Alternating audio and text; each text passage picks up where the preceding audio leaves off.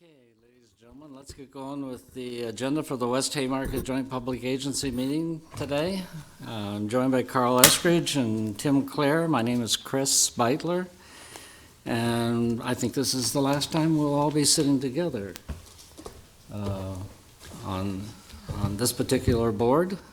We're going to be relying on Tim to carry forward here shortly. The notice of open meetings law is posted in the back of the room for individuals who may be interested in reviewing those rules. Ordinarily, in the past, we've had allowed each individual who wished to speak on a specific agenda item the right to speak for 5 minutes, and the only thing we ask them to do is to identify themselves for the record.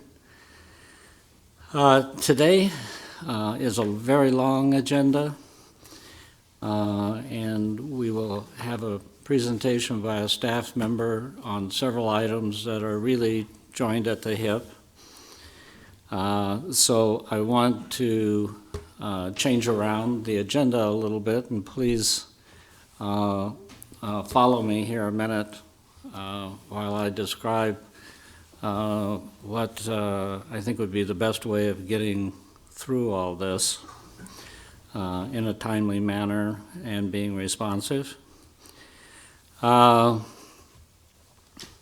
plan would be to go in our usual manner through agenda items 1 through 5 and 10 and 11. And the usual manner is to take public comment with each individual agenda item and then go ahead and respond and vote on it. And so we will do that with 1 through 5 and 10 and 11. And then following that, we'll put together 6 through 9 and 12. Because they all essentially relate to the West Haymarket directly in terms of related transactions. And I'm going to ask Chris Connolly to come up and describe the whole ball of wax to us. Then we will, after that, go back to the individual numbers, 6 through 9 and 12, one at a time, and go ahead and take public comment then on the entire group. And since we're grouping them together, I want to allow the same 5 minutes per agenda item that we've always allowed.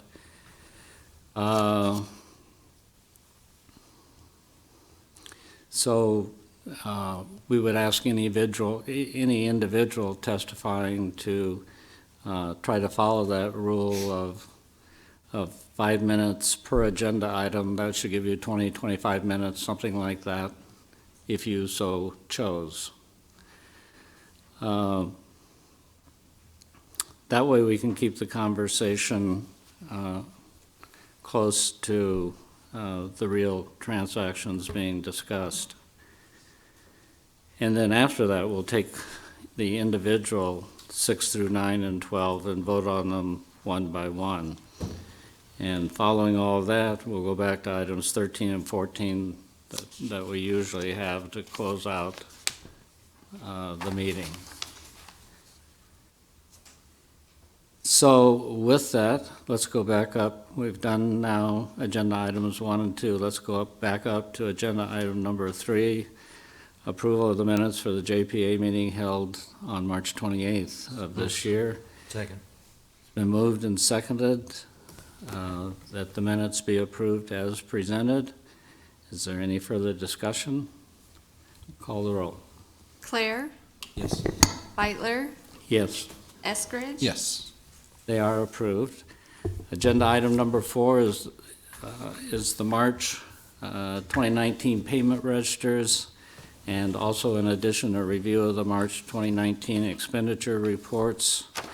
And our Finance Officer Brandon's going to be discussing those with us. Brandon? Members of the boards, real quick, one thing I want to point out is, Regent Claire asked last time what the blended rate of the bonds were for the JPA bonds. It's 3.75%. And we had budgeted for 5? Budgeted for 5, Yeah. came in at 3.75. Point a quarter, good. Okay. Thank you. So you have the March 2019 payment register before you. Have a total of operating expenditures of $761.75. And then we had $486 in capital expenditures. Some of the highlights for the operating, you had 1 month worth of parking payments for management of $104,878.12. You had payments to the DEC, $213,245.58. About 62% of that's billed back to the private sector, so $132,000 is what we'll potentially gain back from the private sector. About $81,000 stays with the JPA. We had $44,719.65 of arena maintenance and repair for various types of food and maintenance, beverage, equipment type items.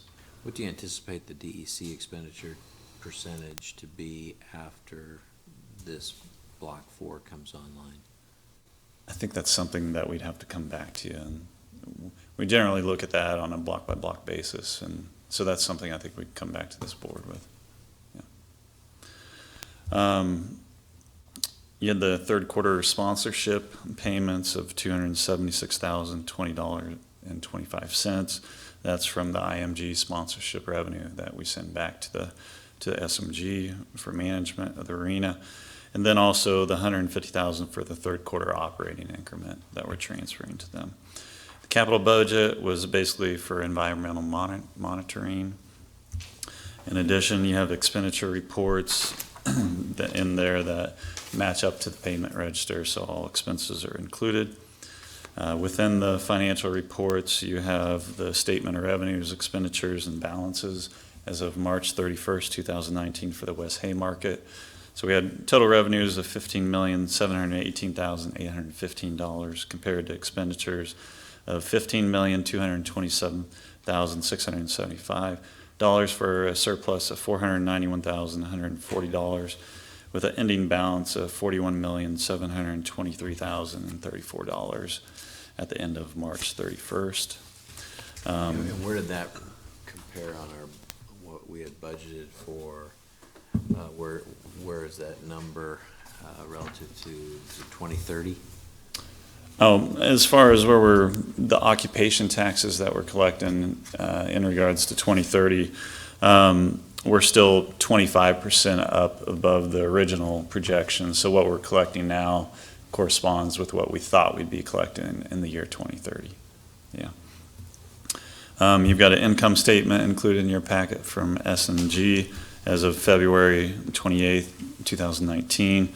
Revenues of $2,858,939.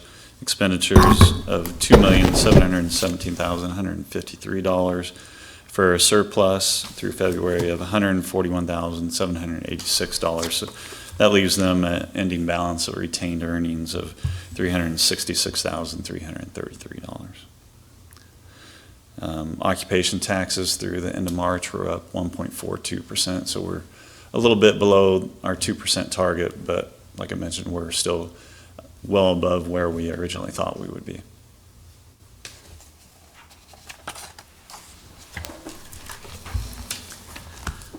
Questions for Brandon?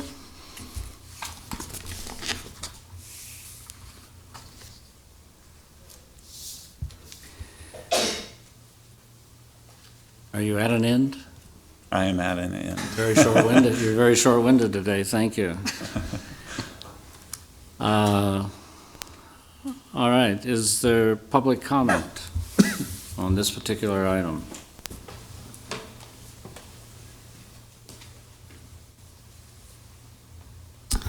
Jane Kinsey with Watchdogs. So if you put the $1 million that's owed to SMG, Pinnacle Bank Arena is in the red. And I'm not quite sure why it is not listed here as far as what their income is.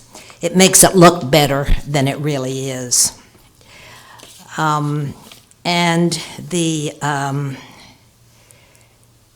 for IMG, how much do you pay them a year?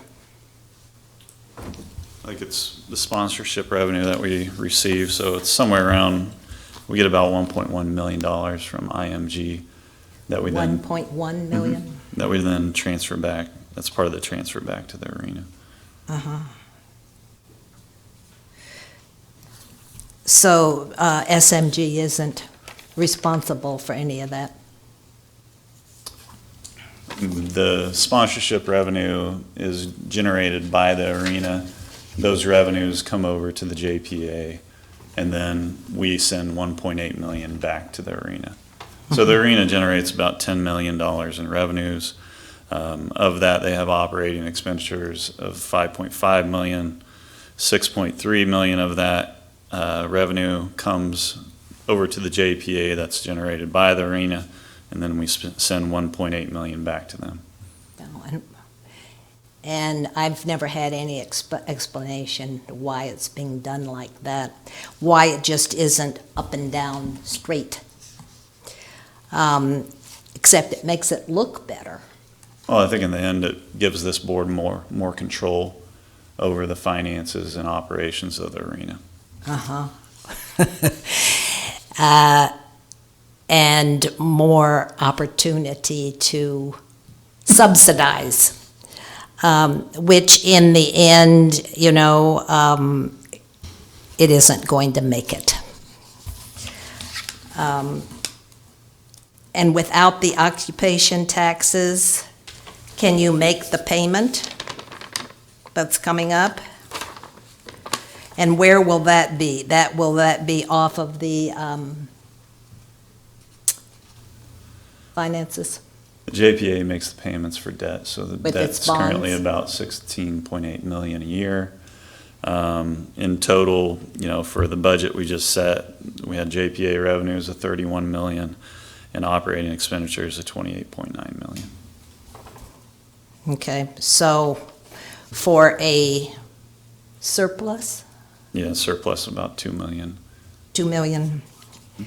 And that's for the year or for, That's, yeah, based on the budget that we set, that was for the year. okay. Is that adequate? It's adequate to pay off the bonds. We continue to see the growth that we need to pay the bonds when the payments increase in the future in 2021 and 21-22. And how would 2 million do when you have to help the arena? Is that going to come out zero or in excess or what? I think basically we budget at the arena to break even on an annual basis.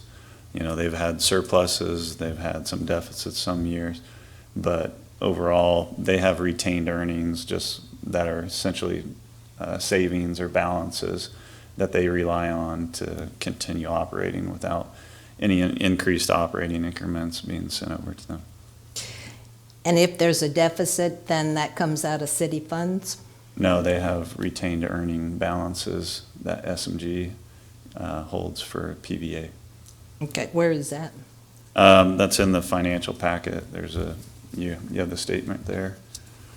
The statement right In this here. one? Mm-hmm. Which one is that? You can see the retained earnings at the bottom of $366,000.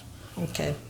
Jane, your 5 minutes is up. I'm going to have to be a little tougher on you this meeting because we have so much to do. Okay. Right. Thank you. Is there any other public testimony?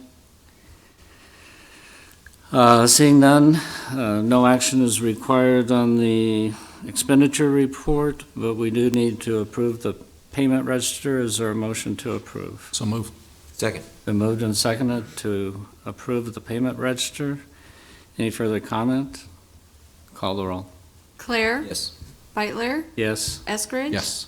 it stands approved. Agenda item number 5, Resolution 19-5 relating to portable basketball floor contract. And Tom? Brandon? I think I was going to take You're it gonna away do on this that? one. Yeah. Okay. So we have a contractual agreement the JPA does with the university to replace the floor every 5 years. It's been 6 years since we have replaced that. We received 3 bids for the floor product. Horner Flooring at $99,300, Connor Sports $100,400, and then Robbins Sports Surfaces of $123,751.44. So Robbins was selected and being recommended to this board as the lowest responsible bidder. So included within the bid were specs, basically that were pertain to the floor and the type of latching system that currently the arena is using that their staff find very efficient to use. So that was one thing that we wanted to continue to utilize. The only flooring company that responded to the bid that had those certain specs was Robbins. So that's why we're before you today to recommend the approval of that. Horner did contact us, and we talked with this board about a potential bid protest. After the purchasing agent spoke with them, and they gained an understanding of what they were looking for, they didn't want to pursue any type of formal bid protest. So I think that situation is resolved, and we're still here today recommending the Robbins floor. Okay, thank you, Brandon. Is there public comment on 19-5?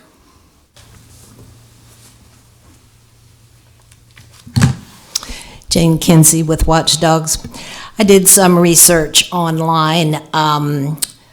The 3 best companies were Connor, Horner, and Robbins, and Horner was the lowest on the bid. The average length of time that a floor should last is 10 years, which this is 5 years asking for a new floor. I suspect it's just to get that little logo on there, which I'm not sure why they didn't do that in the first place. And also, they're going to sell this floor to somebody else, so it can still be used.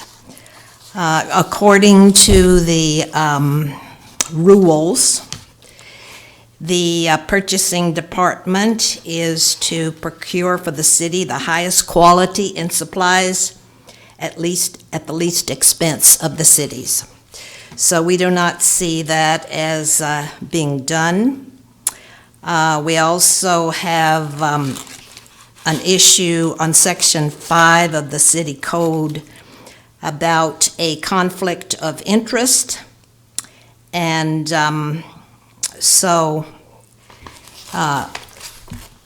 last time, it was stated that Mr. Lorenz wanted this particular company.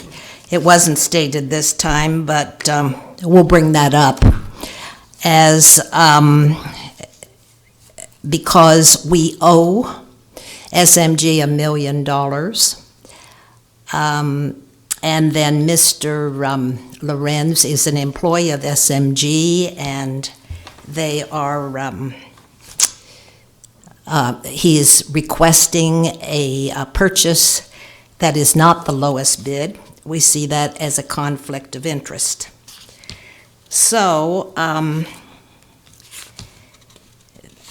we feel it needs to be investigated.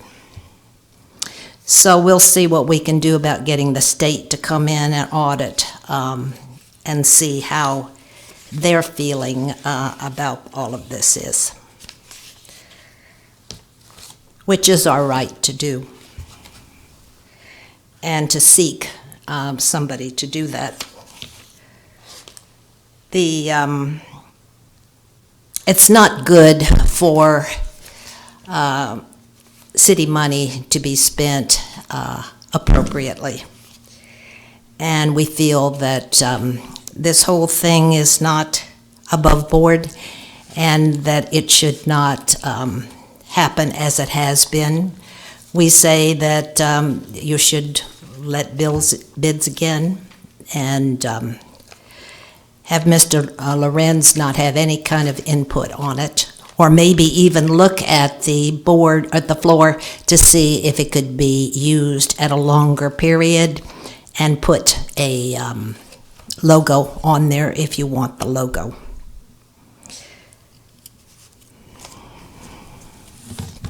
So that's all I have to say.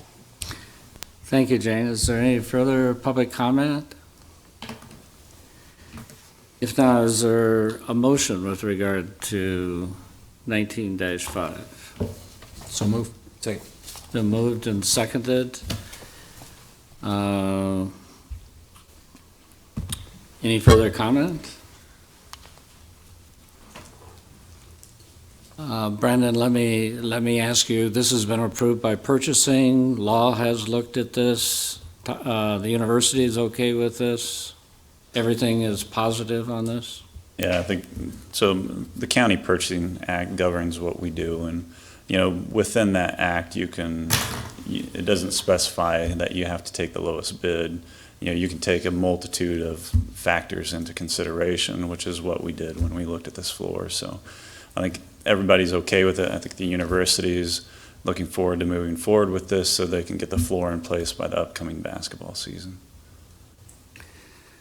Okay. Is there a motion to approve 19-5? We already did. Oh, we already did that, yeah, I'm sorry. Any further discussion?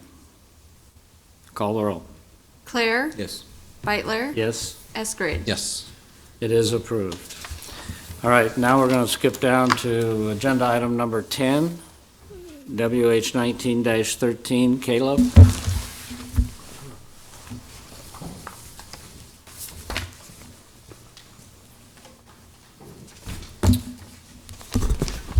Good afternoon, Caleb Swanson with PC Sports. WH 1913 is a contract between the West Haymarket JPA and Olson to provide materials testing and inspection for the building that is currently being demolished under a JPA agreement at 7th and N Streets, formerly known as like the Jacobson Cold Storage Building. As part of that project, that site will be restored, the grade, once they tear the footings out. There'll be some inspections that need to be done on the subgrade to make sure that we're not leaving any voids, anything like that. We're not making the site pad ready necessarily by this project, but it's just to make sure that what's left on that site is in a good, stable condition, that compaction is there, and those kinds of things. So the amount is for just over $2,900. It is a professional services agreement, so it was procured within the rules of the city-county purchasing policies. And I'll take any questions that you have. Questions for Caleb? Is there public comment on this item? Thank you, Caleb. Seeing none, is there a motion with regard to the approval of 1913? So moved.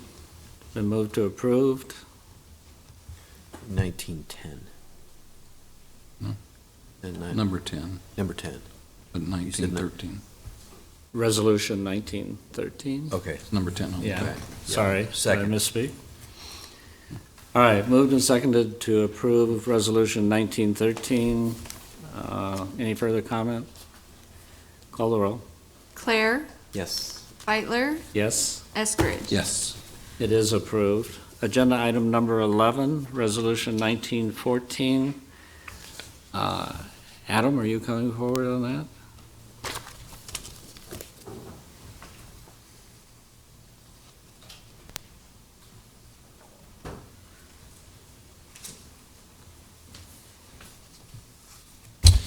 Good afternoon, Adam Hobel-Heinrich with Project Control PC Sports. All right, Resolution 19-14 is relating to some of the items we'll talk about later today. Added a couple things of scope for our contract. And what this does is increases our not to exceed, but we're still going to maintain our per hour basis in our billing. So it's still hourly not to exceed with our contract. We're adding the Jacobson demolition was not part of our original agreement back in December, as well as some streetscape design and construction management that will go along with some of the redevelopment on Block 4. Hourly not to exceed, we did an estimate to come up with the roughly $25,000 increase. And if we don't use it, we won't bill for it. Okay, any other questions of Adam? Thank you. Is there public comment on this resolution?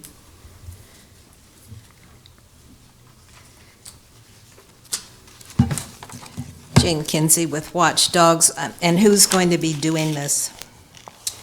This is directly with us, PC Sports and Caleb. You mean you're Caleb and I. hiring the, No, this is for our management, so it's under our management of the contractor. So the actual work that's involved with this, currently there is National Concrete Cutting that is doing the demolition. We're managing that process as well as Olson for the special inspections for the demolition. The design and construction of the streetscape we're talking about is to be determined. We'll have to go through the procurement policies like we did with the demolition to get there. okay. And did you get bids on this? Yes, on the demolition, we did, and then we followed the procurement policies to find special inspections testing, yes. What was that? There's special inspections is a consulting-based thing, so we get quotes from separate, yeah. So we got a bid on the demolition and quotes on the special inspections. Okay. But you want to raise, is that right? Scope has been added to our contract, Right. so, Okay. yep. And your original was 94,000, something like that? No, the original was, what would that be? 69,000, I believe. What, Original was 69,000 for the year, 69? so the total is 94,000. Okay. We're adding 25,000 to it. So you're adding,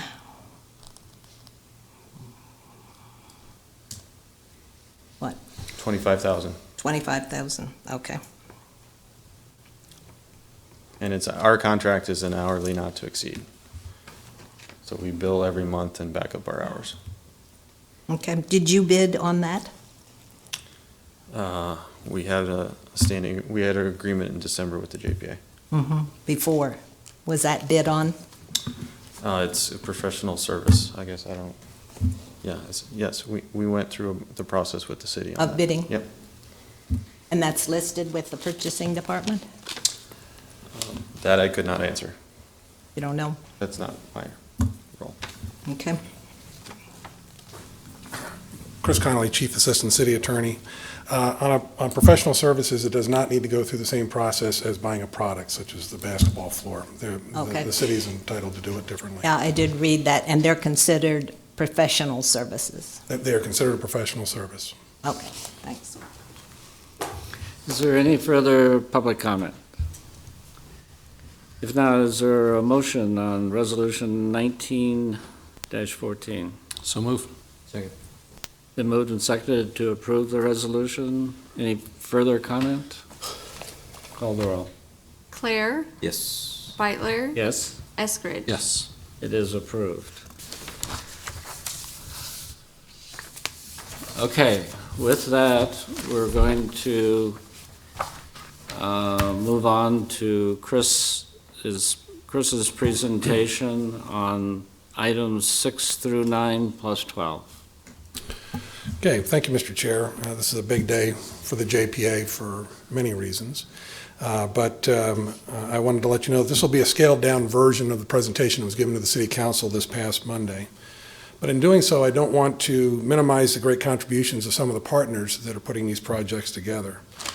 We have representatives from Speedway and Nelnet here today. I want to thank them for their efforts and their cooperation here. And we're glad that they're here at this meeting as well. And then we also have additional staff from the city that has been involved in the project for specific questions as they may come up. When the JPA began in 2010, it represented the culmination of many years of hard work on how and where to build a new arena. And you can see from a couple of these photos here that we can see what the West Haymarket area looked like when BNSF was still there. However, the arena was not the only project that the JPA was supposed to build. Another project for the JPA included a vast area south of the arena site that, with some remediation, would be available for redevelopment. This land was acquired as part of the relocation of the BNSF railroad tracks.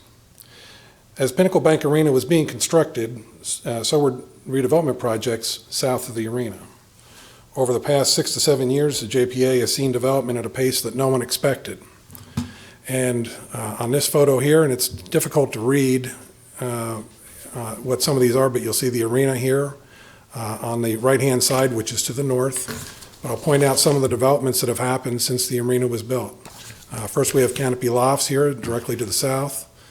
We have the rail yard to the southeast, right? Hobson Place, Hyatt Hotel, Huddle, Olson 1 and Olson 2, really Olson and then Olson 2, and then Canopy Row. And so we've had this progression of moving from north to south, and we're now at this stage where the next couple of projects are going to take up really basically the remainder of the JPA-owned land in the area. Originally, it was anticipated that it may take 10 to 15 years to see any significant build-out. Instead, we will have almost all the JPA-owned land sold and in various stages of development in less than 10 years. So let's start with Block 4. Canopy Park, as this development will be known, will have 3 buildings and will have a parking garage attached to the west building. And I'll show you on here, the buildings, this pink building is one that will be owned by Canopy Park, as well this blue building. We'll talk about those in a little bit. And then on the north here, this will be owned and operated by Lincoln Haymarket Development Corporation. And that's the building that will have 82 units to it, 41 of which will be affordable housing units, which is designated as 60% of average median income for the area. Now, the other 2 units, the other 2 buildings will have, let's see, I believe it's Canopy Park will operate the other 2 buildings with 78 units in this west building, which is the pale blue one, and 75 units in the east building, and these will all be at market rates. Now, the first floor of the east building will have retail to it, but all of the floors on the west building will have units to them. And one of the unique things about this structure is that with the tie-in to the parking garage off to the west here, where you see the pointer now, there are 10 parking spots, or actually garages. It's a little difficult to tell, but those are actually garages.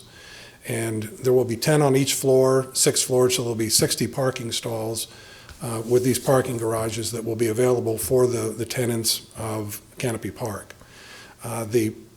What will happen here is that the border line for the property will run just in front of those garages, and the parking garages will actually be owned by the city as we get through these transactions. But Canopy Park will have the ability to use these parking garages for their tenants.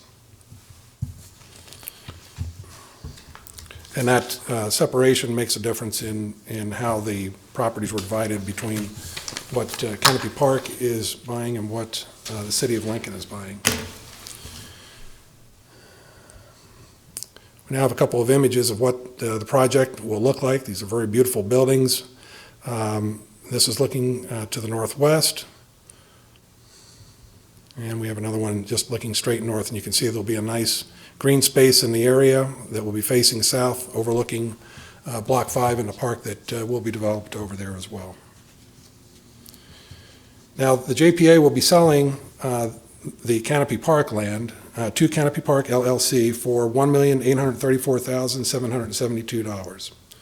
As part of this development, JPA will contribute $475,000 for streetscape, along here on N Street and around the corner, if we go back up to the other one, on Canopy Street along here. However, the total cost of the streetscape is $915,000, so it's not that the JPA is paying for all of the streetscape. Contributing to streetscape is something the JPA has done on other projects. It provides a way of maintaining a consistent look and feel to the environment in the West Haymarket area. The City of Lincoln will purchase the land for the parking garage from the JPA on the west side for $900,000. The city will construct and maintain a 700-stall parking garage on this site. And I've already shown you the image that has the parking garage, or the parking garages as part of the bigger parking garage. And that's an interesting element that Canopy Park saw in the city of Wichita and decided that might be something that could work here as well.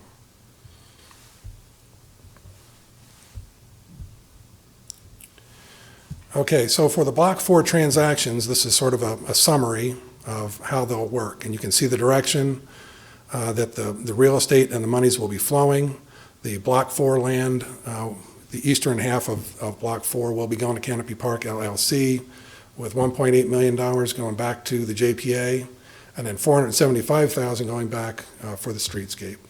I want to have, for the record, indication as to how you came up with these monies as far as values go. Sure. The property, Block 4, was valued at $40 a square foot, minus $150,000 for remediation that the appraiser believed would be necessary to finish out the property. So we ended up at a figure of $38.80 per square foot for the Canopy Park property. For the city, we took the same value. We looked at it and discussed it and decided that it was worthy of a partnership with the city. And so we reduced it down to $900,000, so roughly half. Okay. Any other questions on how Block 4 works? All right, we can now move on to Block 5. Block 5, which on this map is along here, is something where a park has been designated since 2005 in the downtown Lincoln Master Plan. And so for 14 years, this area has been designated or looked to as an area where a park could be shown or put in. The JPA recently purchased the Jacobson Cold Storage Building in order to help create a redevelopment parcel on this block with the balance of the land available for a park. That was by the way, the master plan was reconfirmed in the 2018 master plan. Outside of the redevelopment site, the JPA is retaining very little, outside of the redevelopment site that the JPA is retaining, very little of the land is developable. Between environmental caps and flood storage, which would be on the northern end up here, and I can show you that better in another one, and with railroad tracks to the west, this land is not well suited for commercial or residential development. However, it is well suited for a park that will serve as an amenity and catalyst to the surrounding areas. Since the JPA is not in the business of developing or maintaining a park, it is to the advantage of the JPA to transfer these lots into the hands of an entity that can do just that, the Parks Foundation and then the city. Furthermore, the transfer of the land carries with it the obligation of the receiving party to construct a park. Thus, this is not going to be a gift to the city. To help the Parks Foundation meet their obligation to construct the park, the city will be buying the land for $1.1 million from the Parks Foundation, and the city will then use the money for park development. The JPA will contribute $500,000 to the Parks Foundation to assist with the Park Plaza development. The city, with the JPA's help, will be able to achieve this important goal of establishing an urban park in an area where neighborhoods to the south can enjoy the open space as well as the residents of the West Haymarket area. Now, getting into some of the nuts and bolts of the transaction here. This large light blue area we've generally referred to as the tornado. And this curved line that you see here represents the current JPA property line. What we're going to be doing is we're going to be doing an exchange agreement with Cotswold Management. So in addition to creating a redevelopment parcel and a surrounding park, the JPA is also facilitating the expansion of an existing business. This is a more complex transaction that includes a swap with Cotswold Management, otherwise known as the J.A. Willem Company. The JPA will be acquiring 2 parcels from the Willems, and on this diagram, it's this little piece down here and this somewhat larger piece up here. In exchange, this little piece, this bigger piece here that is currently owned by the JPA will be going to Cotswold Management.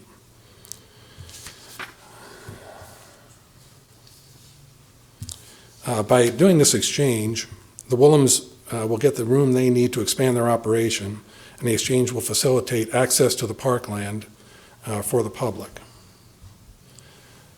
This is what the property will look like after the transaction is completed. And so you can see the parkland in this slightly darker blue, and you can see the Willem property here with their expansion.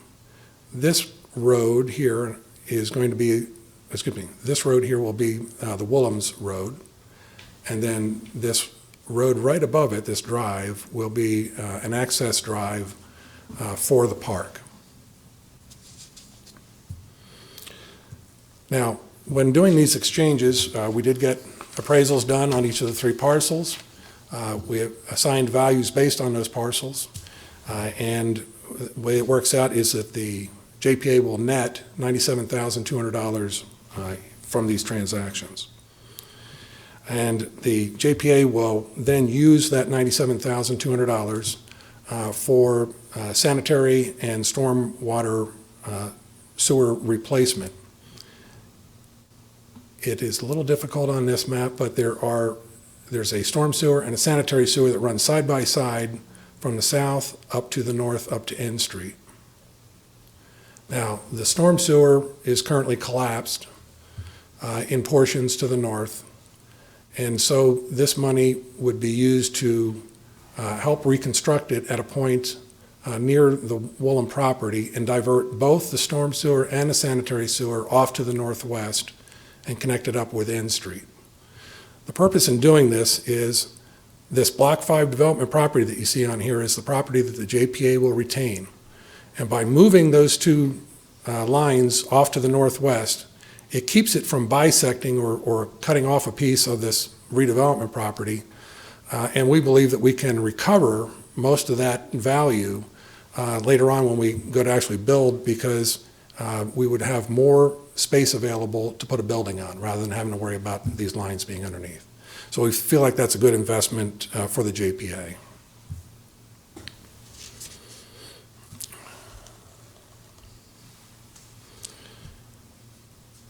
Okay, while the city is working on raising money needed to fund the park, it is important to note that the very generous donation of the J.A. Willem Foundation, the amount of $1 million. And I don't know if Dr. Willem is here today.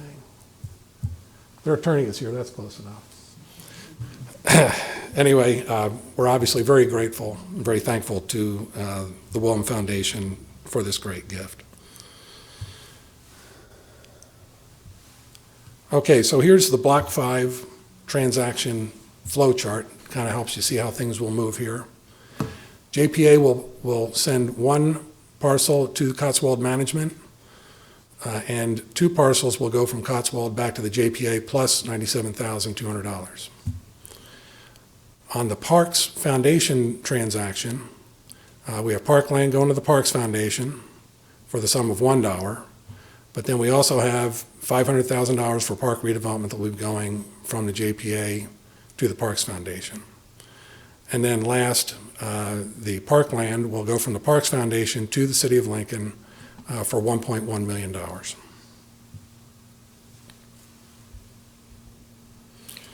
And here's a summary then of the revenues and expenditures related to this.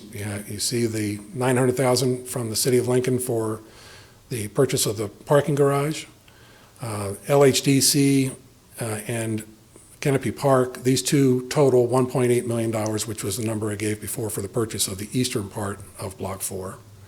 Here's the $97,200 from the net from the Cotswold Management transaction, $1 for the from Parks Foundation, And so we have total revenues of $2.833 million. On the expenditure side, the JPA will use $475,000 for streetscape, the $97,000 for the storm sewer and sanitary sewer replacement, and then $500,000 to help with park development.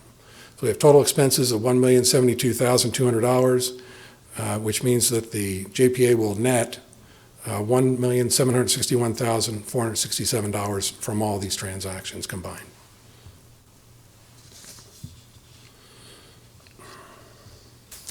So after closing both of these projects, as I indicated, JPA will net over $1 million. We'll have kept the most valuable parcel in Block 5 for development, assisted an important employer with a great opportunity for expansion, facilitated other development in the West Haymarket area, including affordable housing along with additional public parking, and perhaps most important, provided a much-needed urban park for the citizens of Lincoln. This is a great way to begin winding down the build-out of the JPA footprint.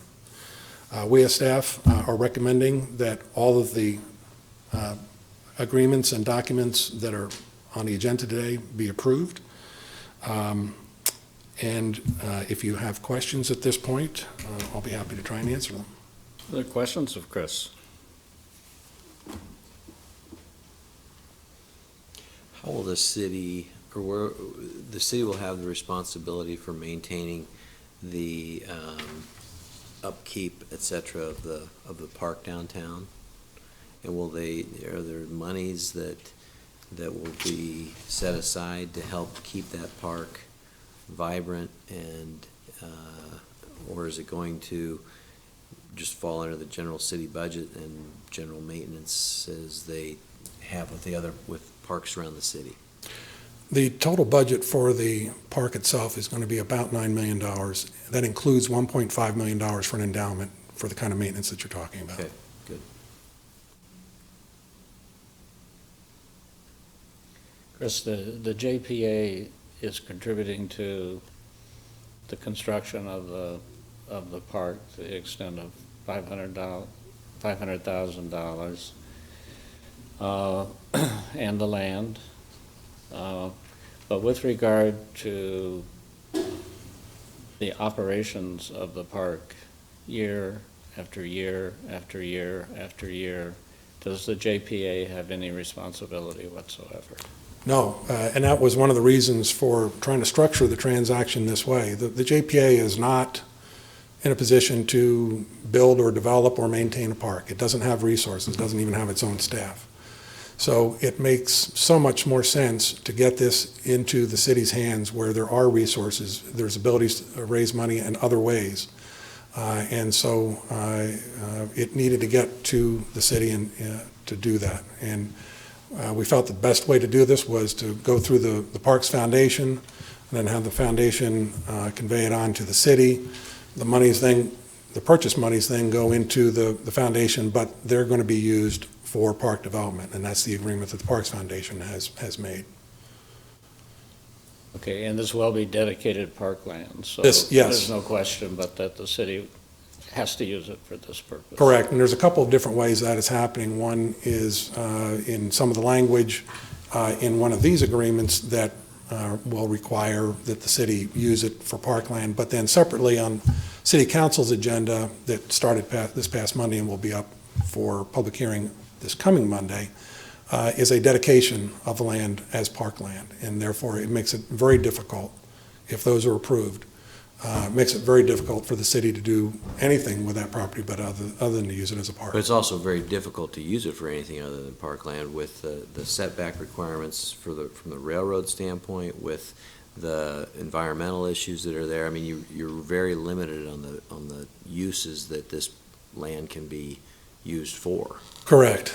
In addition, there's a flood storage issue we have to deal with. Flood storage for virtually all of the West Haymarket area flows to the south and ends up on the northern end of what we're calling Block 5.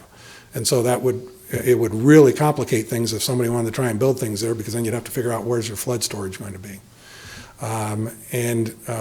We do have some caps on there, the environmental caps that can't be removed as is, and It's not that it's impossible to put something there, but it makes it so much more difficult. It's just not practical to build commercial or residential in that area. And so I'm sure those were all the kinds of things that were taken into consideration as far back as 2005. And granted, that was before it was even remediated. But it was reaffirmed again last year in the master plan that this is really the best use of this property. A park is needed in this area and will be a great addition, not just to the city, but to the JPA as well. Carl? I don't know if anybody has this information, but I was just wondering, what's the total that has been built out in the West Haymarket? Any clue as to the value of every building, every street, the arena, everything that's been built over these last 8 years? Yeah, I don't have that number. I mean, we could certainly find it, but it's tens of millions, hundreds of millions. Hundreds of millions probably if you include the value of the buildings that are on there. Yeah, I'm guessing it's well over $500 million. Yeah, especially if you include the arena itself. And so I'm getting at the issue of the flood storage, where we've invested up to $500 million approximately, and we need to protect that investment. And the flood storage piece, I think, is something that is essential. Had wondered also if the Lower Platte South NRD might be a partner in that effort, because they're in that business. Right. And so to see if that might be something to consider, because it is that important, not only to that immediate area, but everything else downstream from there. So I know I know Ben Higgins with the city has taken great care to make sure that we're monitoring that and that we're not using more of the flood storage area than we need to, and making sure we know where flood waters would go and where it would drain to. thank you. The big story of the president in the past is the West Haymarket taken as a whole. But I've heard some of our planners and others, neighborhood people, talk about the development of all the land surrounding the downtown, including the South Haymarket, and the need for housing overall close to the workplaces in downtown. And I'm assuming that this park is a beginning as well as an ending. Would that be correct? Absolutely. That it's going to encourage development south of the West Haymarket. Table is set now for further development to the south. That may or may not be something that the JPA does, but it certainly, this board is contributing to the growth of this city by facilitating these kinds of projects that allow further expansion to occur. I mean, once the park is developed, I don't think it's hard to imagine that we're going to much more quickly see development in that South Haymarket area, and that's good for everybody. Okay, further questions or comments? Chris, thank you very much.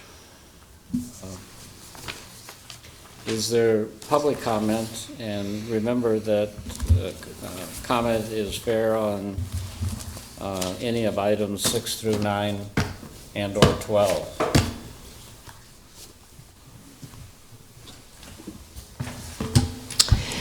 Jane Kinsey with Watchdogs. It's a nice idea. You need green space because you have a concrete jungle down around the arena. I guess what we have a question about is rushing this through when two of you will not be here in a few weeks. And we believe it should be left up to the new administration as to carrying it out, looking at it, and so forth. Is there any further public comment? I'd just make one more comment. I want to also thank the parties that are involved in this, and not just this project here, but our partners throughout the whole development. It's truly been transformational for Lincoln, and it's gone much quicker than I ever imagined. So thank you very much to our partners. Absolutely. Okay, Mr. Chair, what I think we would like to do at this point is I'll sort of go through each of the agenda items here one by one, just give a brief description, and then you can move to approve as you see appropriate. All right. Starting with number 6. Right. Okay. This is a resolution to approve the real property exchange agreement among Cotswold Management, West Haymarket, Joint Public Agency, and the City of Lincoln. This is, you'll see a couple of three-way agreements in here. This is the one that, as I showed you, will swap those properties out and will also provide property to Cotswold. And so we will ask that it be approved at this time. Are there any questions of Chris with regard to this particular document? Okay, is there So move. a motion to approve 19-9? Move to approve, Second. moved and seconded. Is there further comment? Call the roll. Claire, Yes. Beitler, Yes, Eskridge, Yes. it is adopted. Agenda item number 7, 19-10, your explanation, Chris? Okay, this is the real estate sales agreement between the JPA and the Lincoln Parks and Recreation for what's legally described as Outlot C and Lot 1, Block 11. This is effectively the tornado or the actual parkland, and so we would ask approval of that. Questions of Chris? Is there a motion on 1910? So move. Second. Been moved and seconded to approve 1910. Any further comments? Call the roll. Claire, Yes. Beitler, Yes, Eskridge, Yes. it is adopted. Agenda item number 8, resolution 19-11. Chris? This is a resolution authorizing the conveyance of the JPA's interest in a portion of property located west of South 7th Street and south of N. This is a property that I was describing as the Park Drive. These areas are being replatted, and so we don't have specific legal descriptions for both here and on some of the properties in Block 4. And so what this resolution will do is it authorizes and directs the chair to execute the documents when they're finally prepared, when the plats are done, when the deeds are ready, and any related agreements that go along with it. Any further questions of Chris or comments? Yes. And Chris, is my understanding and looking at the drawing there, it presents more of a rectangular type shape versus the current tornado, as you've described it, shape, which fits better, I guess, in terms of marketing in the future. It allowed the Willems actually to sort of square off their property and allow them to maintain the road that they had, and then this Park Drive effectively surrounds it on the outside without having to go into either the park property too much or going into the redevelopment property too much. And so it was felt that maintaining that same path that Willems Drive took was the most efficient manner. Thank you. Okay, any further questions or comments? Is there a motion to approve 19-11? So move. Second. Been moved and seconded to approve it. Any further discussion? Call the roll. Claire, Yes. Beitler, Yes, Eskridge, Yes. the resolution is approved. Agenda item number 9, resolution 19-12. Chris? Okay, this is the purchase agreement between the JPA and the City of Lincoln for the property that is generally described as the western portion of Block 4, across the street to the north, and this would be for the parking garage there, for $900,000. And it's not Block 7. It is, it currently is, but we've been referring to it as Block 4. And just so I'll go ahead and put this on the record. We've had a history of calling things by Block 1, Block 2, 3, 4, and 5. They are not legal descriptions. It was just nomenclature that we were using internally, and the development attorneys were all aware of it. But it is not actually the legal description. The legal description for what we call Block 4 is actually Lot 4, Block 7, West Haymarket Edition. Sorry to bring that up. Not to confuse, Okay, not it's to okay. confuse things. One Carl? question. Yes, Chris, it was described that this is a 700 vehicle parking garage capacity. How does that compare to the other parking garages in the? It's about the same. It will be designed similarly to the other. It won't be identical because this one will be attached to a building. But it's my understanding that we will have a fairly similar design to the others. Thank you. Any further comments or questions on Resolution 19-12? If not, call the roll.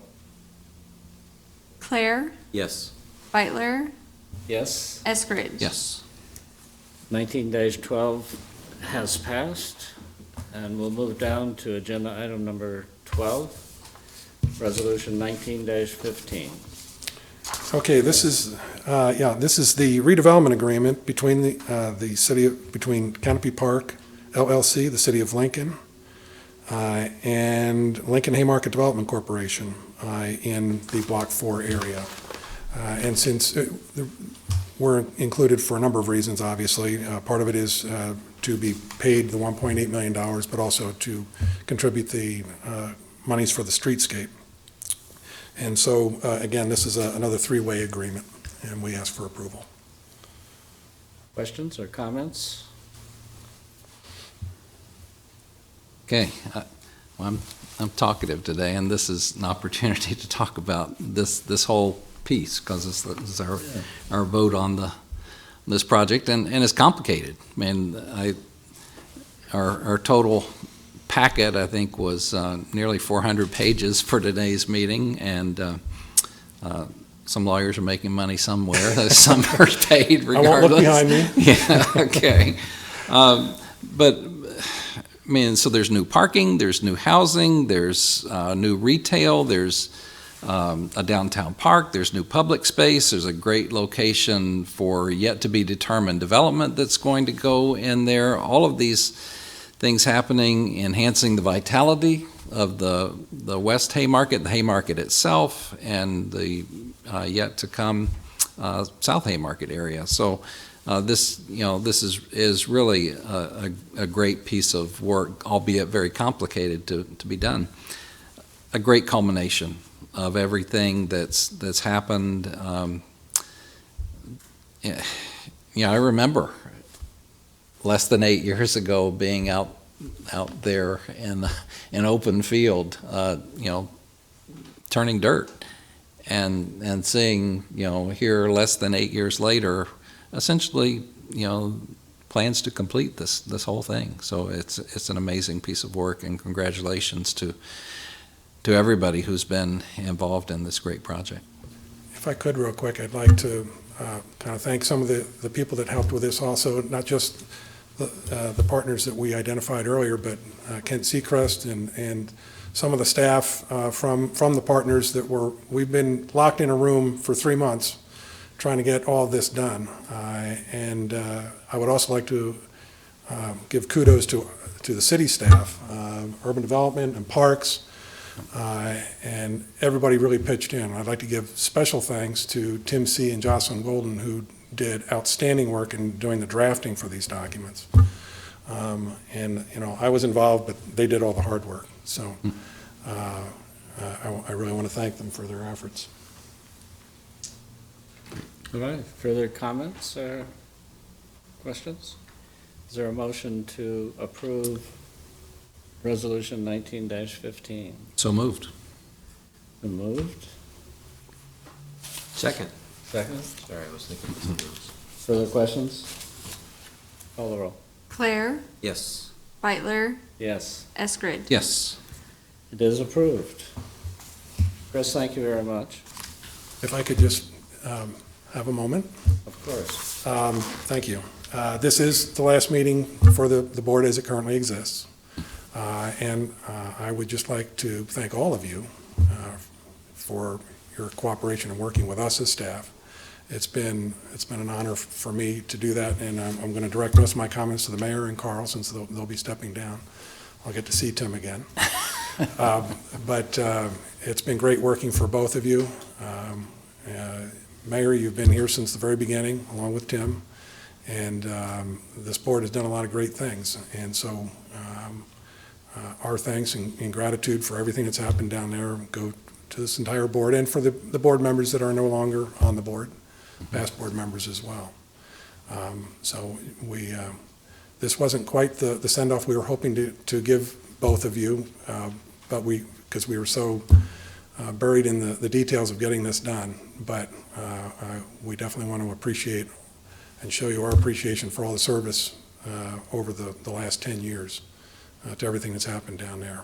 I know Mr. Clare echoes those sentiments. We've talked about it. And so, thank you.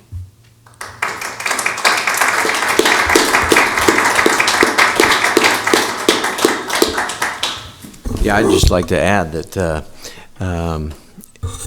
I can remember when this first got started, and I'm standing next to Jane Snyder at the victory party, and she says, "Have you ever done anything like this?" I said, "Nope." She says, "I haven't either, so it's going to be interesting." But I think that's what made it special, is we all dug in, we all worked together. That I will never in my life forget that victory party, which it brought people from multiple different disciplines and philosophical beliefs and unions and non-unions and unions and Democrats and Republicans and everybody together, and they're all celebrating something that was going to make our city better. And then I remember the ribbon cutting when we finalized that, and that was, we worked hard to have the city of Lincoln engaged in a project that was going to, they were going to be able to walk their kids by it down the road and say, "I put that glass up," or "I put that brick up," and a moment of pride for them.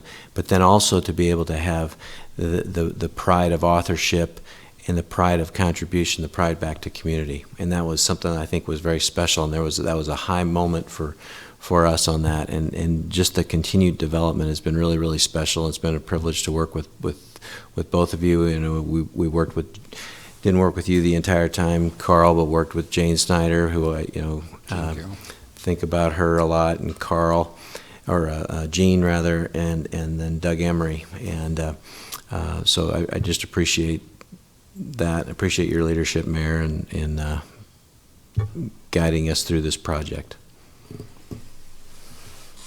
For myself, I don't think I can even begin to get into this without getting pretty emotional at this particular point in time. But I have enjoyed working with everybody who's been involved in this whole business of the West Haymarket. Tim, you've represented the university well, but at the same time, your view has always been the broad view of the community generally and broadly, and I've very much appreciated that. You kept me on the right track a couple of times when I probably needed a little more direction, but I appreciate that. I don't resent that at all. I've enjoyed working with you very much. Carl,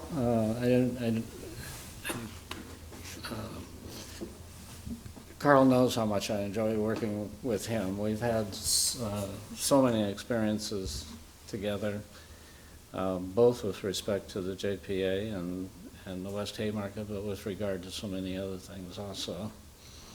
So it's going to be a flash of beautiful memories every time I see you on the street.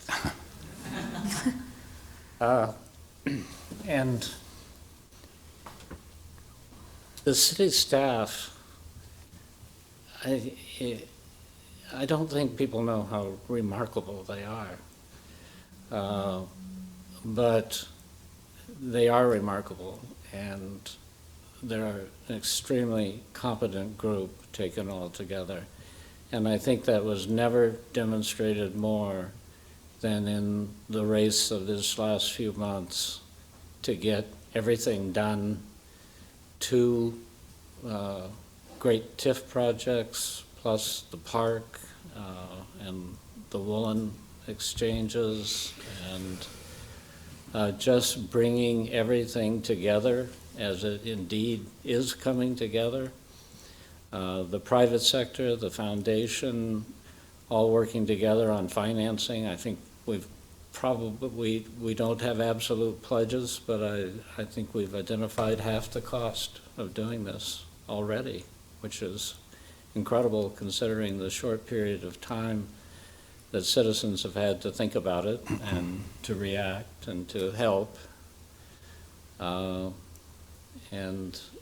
I think that the remainder of the park, everything depends on the economy, of course, but I think it's well on its way. So we can go out, I think, with a bang and not with a whimper, right? This was one of the most beautiful pieces of work of them all. I know it's premature and it hasn't gotten through the city council yet, but I think if we all keep working it well. And I think it's a very balanced thing in the way it's being done, so I'm not really anticipating any further problems, but we'll see. Democracy always surprises you every now and